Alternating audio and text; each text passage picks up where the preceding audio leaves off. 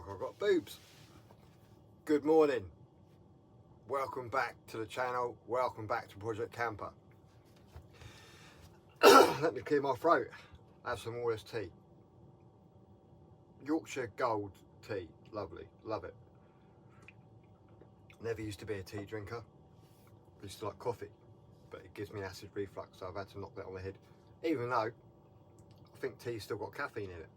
Anyway, right, today is my birthday and I'm 54, living in a van.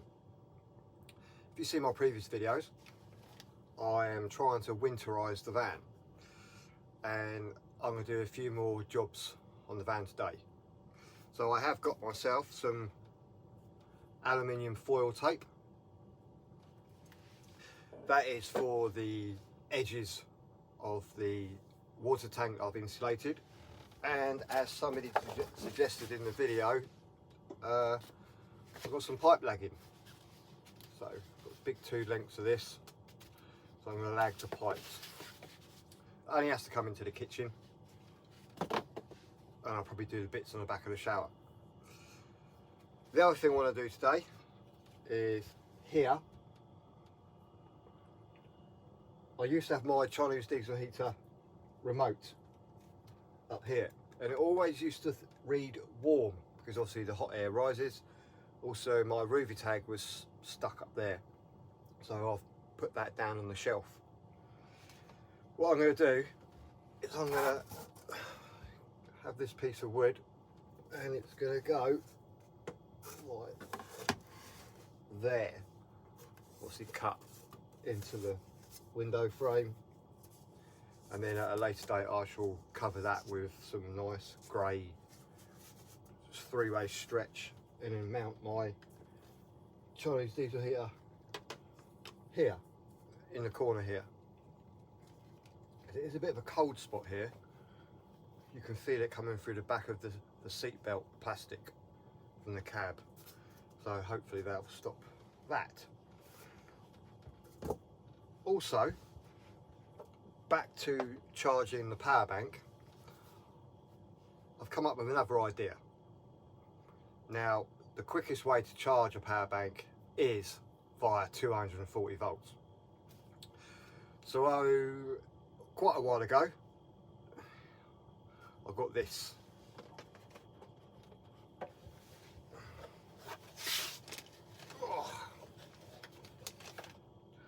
A 800 watt Victron inverter. Now the good thing about this, it's got this little plug on it, and you can remote turn it on and off.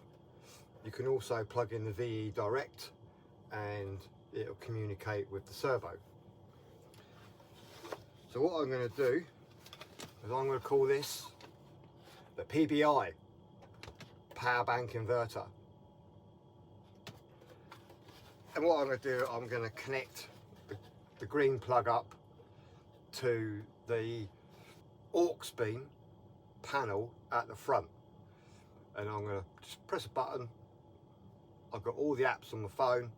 I can see the current draw. Now this is an 800 watt pure sine wave inverter, so it should just basically replicate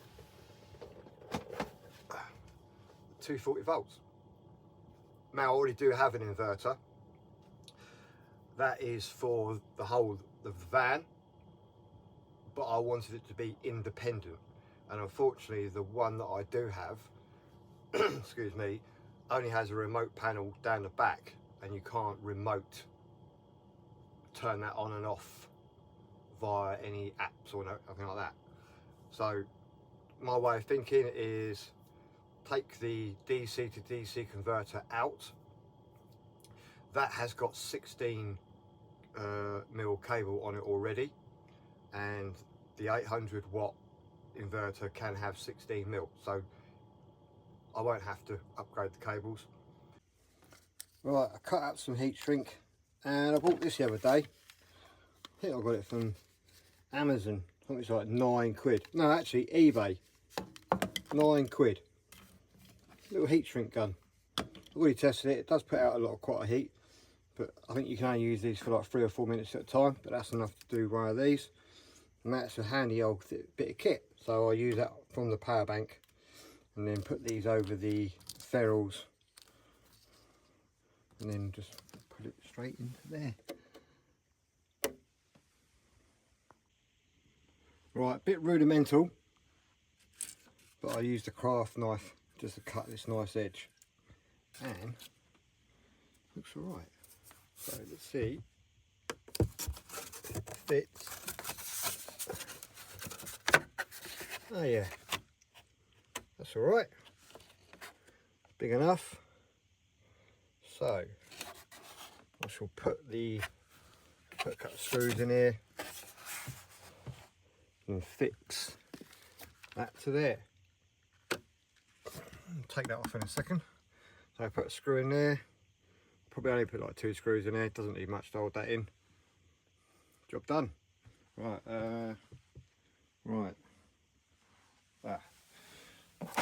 screws, okay.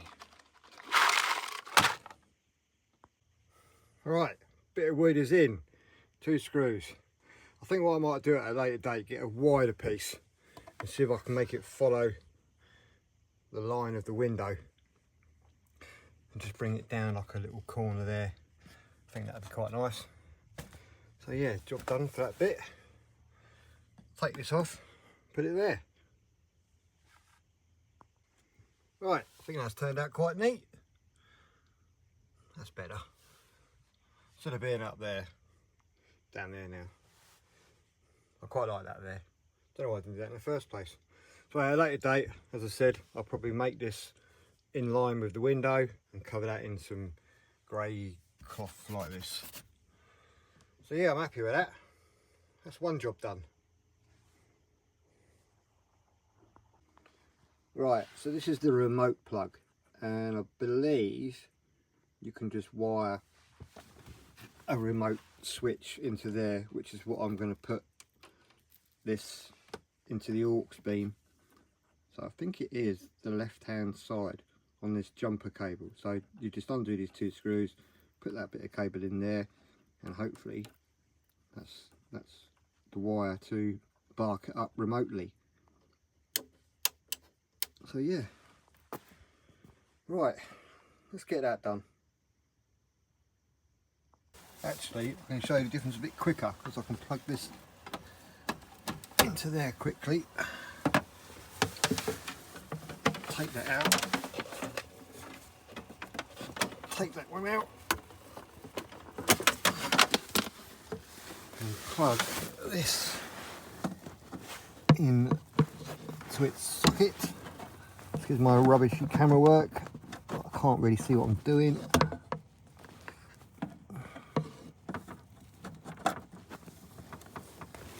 Right, I can remotely turn the on here. Right, so this will be charging up from 240 volts now.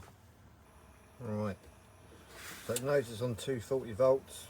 Look symbol there, and we'll wait for that to kick in. So there you go, look, massive improvement. 3 hours now, 2 hours. And we'll go and see what the screen in the front is doing. So it's definitely working better because the fan's just kicked in. So 711 watts. Oh, 14. Right, let's go back to the front of the van and have a look at how much power it's taking. Right, we are pulling 806 watts, 808, but that is the whole van. So that's the fridge freezer, the Wi-Fi, all the lights and everything on in the back. Absolutely everything's on. So that figure there should be a lot lower than what the inverter can produce. So let's go and try it anyway. Right, here we are in the back of the van, and you can see 12 to 12, 30 amp, 360, but it's only 10 to 15 volts. So if we plug that in for a comparison test, So once it barks up, 5%, so that would probably go up to about 100 watts, something like that. Say it's going to take a 20, it's going down 19 hours.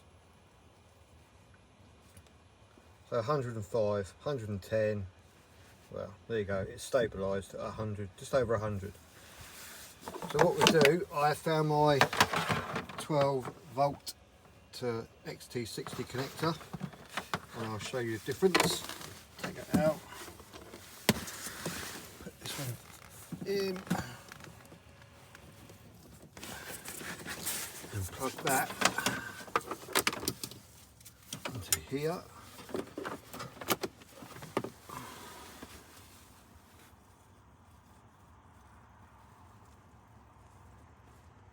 And it's slowly climbing.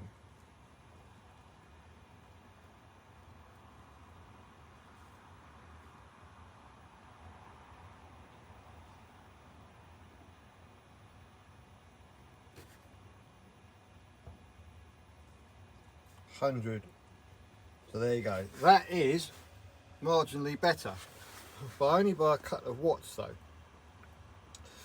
So let's disconnect these cables, put them into the inverter, and I'll show you the difference.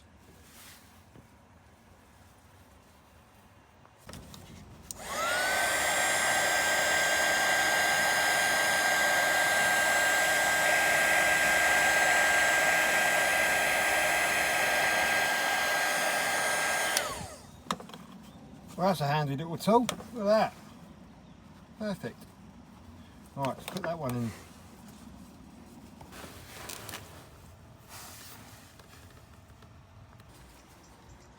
Right.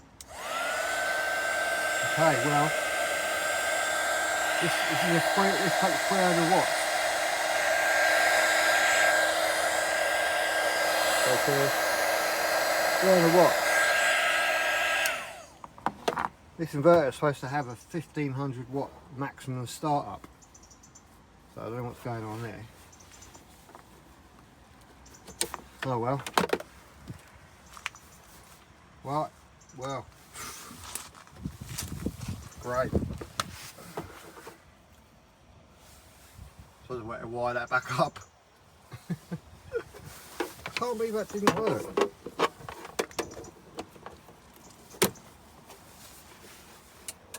Yeah, not happy.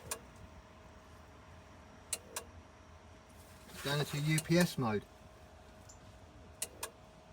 and you can hear you can hear the inverter trying to bark up, so it's too much for it. Right, well, someone did say that they charged their power bank on a 300 watt inverter. Well, that's an 800 watt inverter, and clearly this large power bank is not happy with that. So back to the drawing board. Well, there you go. All I've managed to do is heat shrink 2 cables, and I'm back where I started at 102 watts.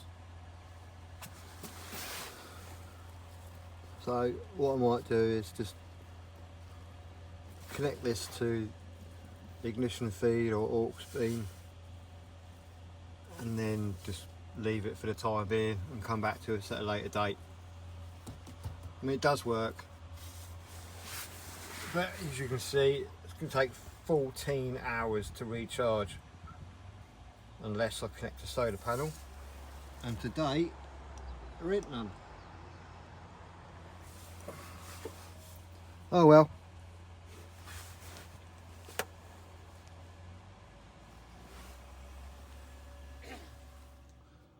Well, that clearly didn't work, and it's been a couple of days since I shot that footage because Storm Bert came rolling in, and where I was parking up I was just being blown to pieces. Now I don't really mind that because I quite like, say, like when going to Scotland, I love it, but I needed to get some of this cable wiring done. and unfortunately where I park up, it's just too windy, too blowy. The doors would be banging and it would just be doing my head in. So it's Sunday and I'll be recording this video and probably releasing it today. So I'm back at the workshop. I hadn't got round to doing this on the water tank because to get everything out, it would just got absolutely soaking. And my electric bike, I don't want that to get wet because I'll have to clean it, and I know that's muddy. The other thing as well, how can I put this? Due to the way I overthink absolutely everything, I sometimes add 2 and 2, and instead of equal 4, it comes up with 5. Now, I know that everyone said you can buy the Bluetti charger, but that's like 300 and something quid, like nearly £400. The higher voltage DC converter will work, but I now have a different idea. So for the time being, I'm just going to wire in the low powered DC to DC converter that was kindly given me to, by All Powers, and I'm going to, as I said, I'm going to connect that back up to the aux beam controller so I can just press a button on the front and I've got everything charging whilst driving. Now what I'll probably do is I will cheat and I will charge my power bank at work so it's fully charged, and then it'll just top it up. The other thing is, due to me always wanting to be completely self-sufficient, I bought myself a washing machine and a tumble dryer. Now I know it's a bit overkill, but I'm not one of these people that like going to laundrette, and I wanted to be self-sufficient. But unfortunately, due to the bulkiness of them and me wanting to sort out the back of the van and make it all nice and clean, including taking off all the electrics again, rewiring them. So I will be getting from 12 Art Planet 2 distribution boxes, the one with all the lights in, I can't remember the name, the Lynx ones, Power In I think they're called, and then taking it all out and start it again, because as I said in the other video, it's beginning to get a little bit overloaded in there, and I want it to look nice and I want it to look professional. I should probably also take out the beams underneath my bed because I don't need them. They were for when I had motorbikes in the back before I started living in there full time. So once again, like, the van needs to change for my needs to live in full time, and that's my way of thinking. Rightly or wrongly, that is my way of thinking. Now everyone has given me pointers, left some comments, and I've taken them all on board, and I will be implementing some of them. Like I said, somebody said to me, lag the pipes. Great idea, 100%, that's what I'm going to do. It would be nice to have the higher powered DC to DC converter, but I haven't got that. Maybe at a later date. But then I do have something in my head. If it works, it works. If it doesn't, it doesn't. It's all about a learning process, and there are loads of videos out there on YouTube that give you pointers. They may work, they may not work. Now when you start going down that rabbit hole, if they don't work, it's just cost you a lot of money. And to be fair, the only way you do actually learn is by making mistakes. That's the evolution of man. So yeah, carry on making mistakes and just moving forward, and then hopefully one day it'll all be done and the van will be completely self-sufficient. And the only way it's going to happen, really, because this van is purely electric, is more lithium. So I'm going to have to double my lithium power. hence the reason why when I first built this van and I had a 300 amp Roma battery, I made enough space to have two. Now I've quite openly said there's nothing wrong with the Roma battery, but the BMS app winds me up. It really does. Every time you go on the app, you have to search for the battery, then connect to the battery, and then no matter what you do to the SoC of the battery, it doesn't read correct with the servo unit. They're always out, and every day it's almost like I have to readjust it. Now I would like a battery that actually communicates with the servo, like the new Fogstar Drift, and I love Fogstar batteries because I've been fitting them to people's vehicles for God knows how long, but I don't actually have one myself. One day, maybe. So the idea is to have it all matching, and I know it sounds stupid that one SoC says something and another one says something else, and you can just spend a couple of minutes doing it on your phone and it's all hunky-dory. But I have played around with the settings so much to get them all balanced and matching, it still doesn't work. And at the moment, it's actually getting worse. So I've gone back to the original settings, but they still don't do anything. So normally on the app for the Roma battery, it says say 50%, and the SoC on the Victron stuff says about 60%. And no matter what I do to that, all the settings and everything, and I've been trying this for like well over a year, looking at other people's settings, asking advice. I've even rang Roma, they've given me the settings, and then obviously a week later it all goes tits up again. I know it's something trivial, but if it winds me up, it just, you know, I don't understand all this technology that it can't be just like matched. And obviously now the new Roma batteries, they have the capability of talking to Victron stuff as well as the Fogstar batteries. So they are moving forward. But unfortunately, battery technology has moved on, or BMS technology has moved on. The cells are probably exactly the same, just Iv'e cells. But it's the BMS. So anyway, that's my way of thinking. So it is Sunday, I'm having my cup of tea, I'm back at work, and it's dry, it's not going to rain today. So hopefully I'm going to finish up in the back and pull it all out, take the washing machine out. I'll probably leave the tumble dryer in there because that doesn't make that's on a shelf, but I need to sort out where my tools are going to go, because I've got a big box of Milwaukee tools, and that's where the second battery will eventually go. So once again, I'm going to be spending time in the back of the van, and hopefully, fingers crossed, oh look, that's the lottery thing.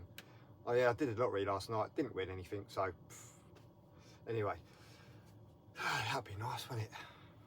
Just a couple of quid, get a new battery. Anyway, so that's what I'm going to do today.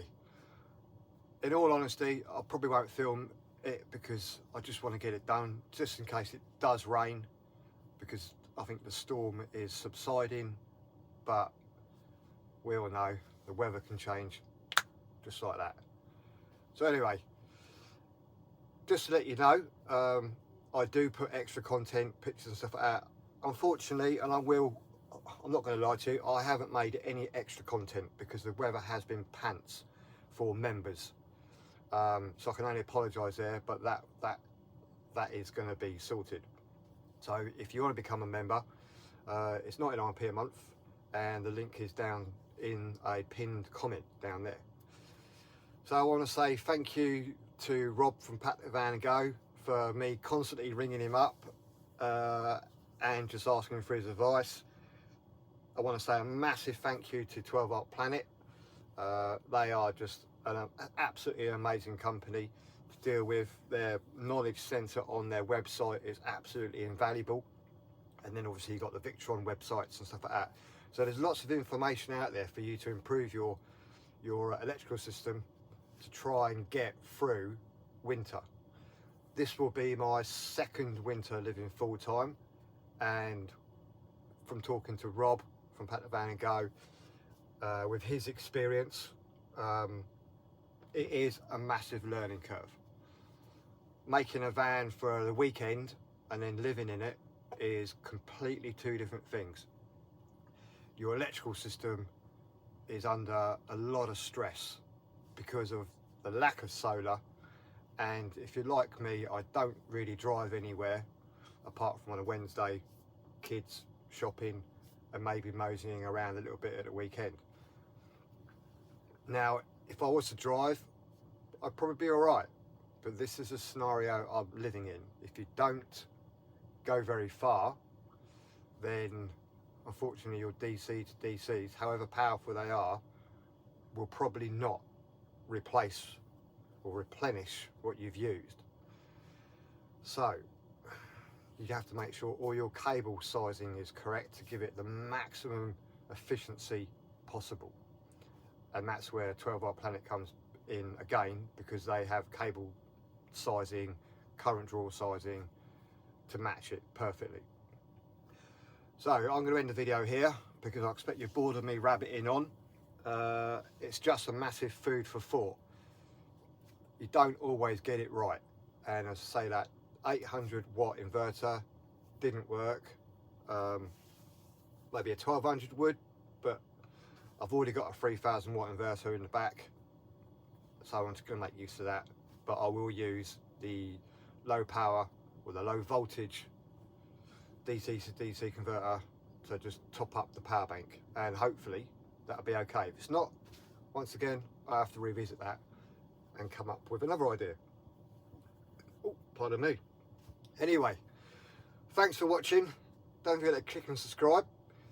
And if you want to become a member, there's some perks.